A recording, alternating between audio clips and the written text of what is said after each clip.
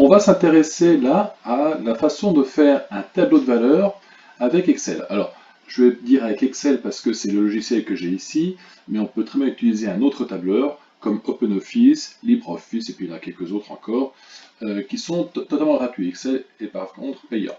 Alors, je vais prendre là comme fonction au départ la fonction que j'avais dans un exercice qui est la fonction -2x plus 8 et je veux comme les images des nombres qui vont de -2 à 3 et qui vont de 1 en 1. Autrement dit, moi, je veux les valeurs des images de -2, -1, 0, 1, 2, 3.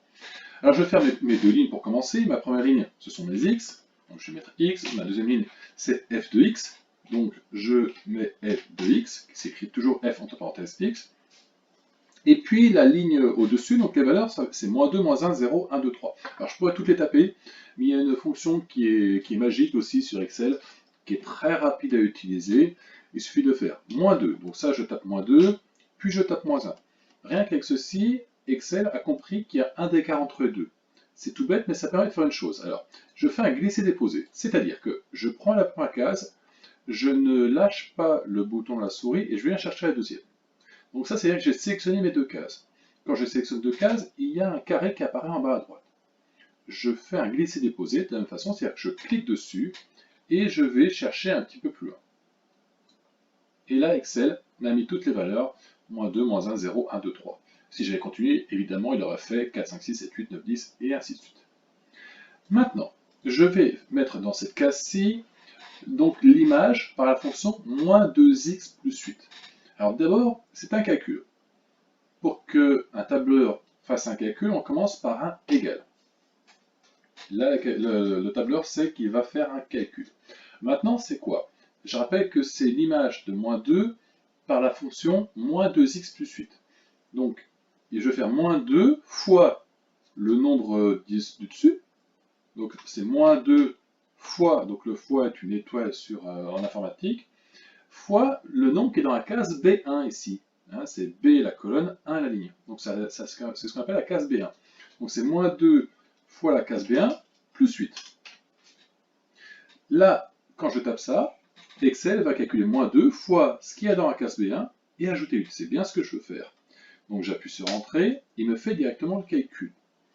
Maintenant, un truc magique aussi, c'est que quand je vais cliquer sur cette case-là, il y a encore ce petit carré en bas à droite. Je vais glisser, enfin je vais faire un glisser-déposer, je clique dessus et je vais étirer jusqu'à mon 3 et il va me faire les mêmes calculs. Excel a compris que ici c'est -2 fois la case du dessus plus 8, donc la fois d'après il fera -2 fois la case du dessus plus 8.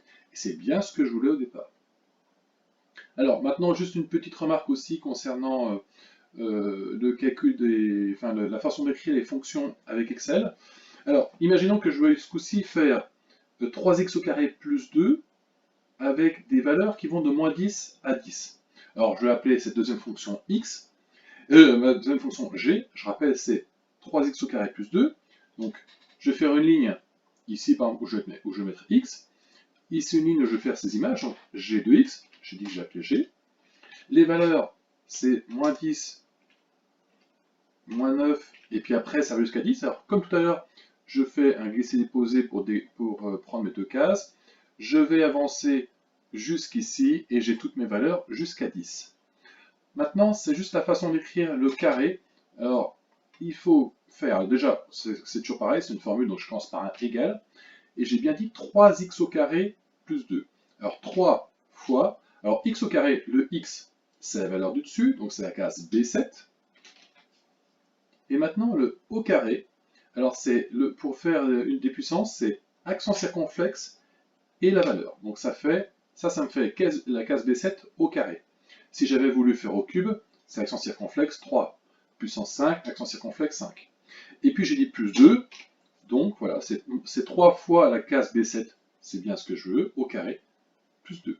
J'appuie sur Entrée, il me fait mon calcul, et comme tout à l'heure, je peux sélectionner ma case, cliquer et faire un glisser-déposer pour avoir toutes les valeurs jusqu'à 10. C'est magique des fois le tableur et ça permet de faire des choses très rapides avec juste un petit tableur et ça nous permet vraiment de faire des calculs très rapides qu'on n'aurait peut-être pas pu faire à la main. Voilà, imaginez que maintenant on veut affiner. Si on veut trouver pour quel nombre, par exemple, on a pour image 3, donc chercher l'antécédent de 3, enfin un antécédent de 3, par exemple, on voit très bien qu'entre 0 et 1, il y a un antécédent de 3. Pourquoi? Puisque l'image de 0 c'est 2, l'image de 1 c'est 5, entre 2 et 5 on a dû passer par 3. Donc on sait qu'il y a une image de 3, un antécédent de 3 entre 0 et 1. Donc par exemple je peux lui faire calculer tout entre 0 et 1 de la façon suivante. Donc je vais remplacer cette case-là, je vais mettre 0. De lui-même, l'ordinateur a calculé en dessous que l'image de 0 c'est 2. Et oui, puisque dans la case, il faisait 3 fois la case du dessus au carré plus 2, vu que la case du dessus a changé, il a changé son calcul. Et maintenant, je vais faire 0,1. Et puis, je vais lui faire sélectionner ces deux cases et aller chercher, par exemple, quelque chose comme ça. Là, donc je ne m'intéresse plus aux cases de droite, mais j'ai toutes les valeurs de 0, 0,1, 0,2, 0,3, et ainsi de suite, jusqu'à 1. Il m'a calculé exactement la même chose en dessous. Donc maintenant, si je veux un antécédent de 3, je sais que c'est entre 0,5 et 0,5 et 0,6. Et bien en faisant une procédure, 0,5, 0,51, je sélectionne mes deux cases, j'étire, et maintenant je suis encore plus précis, 0,5, 0,51, 0,52, 0,53, 0,54, et ainsi de suite. Je vois que j'ai un antécédent de 3 entre 0,57 et 0,58. Et on peut aller à peu près aussi loin qu'on veut. Voilà. Et ça ne nous donne pas de valeur exacte, en tout cas une valeur approchée qui nous permet petit à petit de s'approcher de la solution. Voilà, ce sera tout pour cette fois-ci. On utilisera Excel encore pour bien d'autres choses, notamment quand on parlera de statistiques.